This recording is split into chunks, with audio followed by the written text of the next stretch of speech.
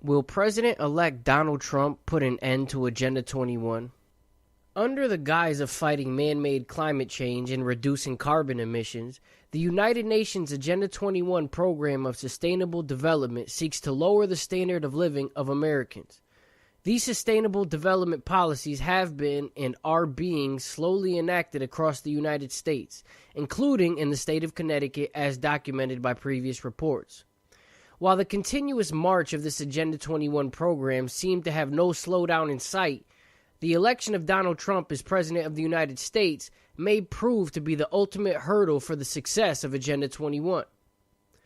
Trump has been a big critic of the idea of man-made climate change, saying he is not a big believer. Well, I'm not a big believer in man-made climate change. There could be some impact, but I don't believe it's a devastating impact. Even calling it a hoax on multiple occasions. This is huge as the whole Agenda 21 program revolves around the idea that the planet's climate is being severely affected by everyday human activity like driving cars or eating meat. To further show that Trump is serious about putting a stop to the climate change hysteria, he reportedly appointed Myron E. Bell to run the EPA transition team.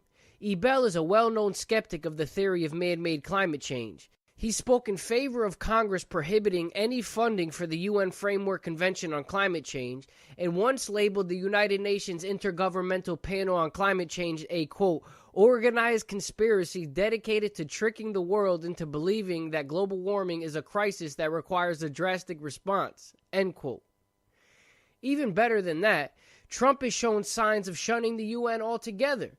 At a campaign speech at an APAC conference in 2016, Trump criticized the United Nations for its weakness, incompetence, even saying that the UN is not a friend of freedom. While all of this seems promising, we can't start counting our chickens just yet. Trump has a history of flip-flopping. On the global warming issue, Trump and 3 of his children put their name to an advertisement in the New York Times in 2009 urging President Obama and Congress to take action on climate change. Furthermore, contrary to his recent remarks about the United Nations, Trump testified in front of Congress in 2005 and said that he is a big fan of the United Nations and what it stands for. I have to start by saying I'm a big fan, a very big fan of the United Nations and all it stands for.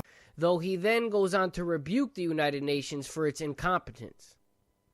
Some would brush off Trump's past public positions as nothing more than a businessman saying and doing what he has to in order to play the game, while others would say that Trump is an opportunist with no real principles. We're just going to have to wait and see what happens.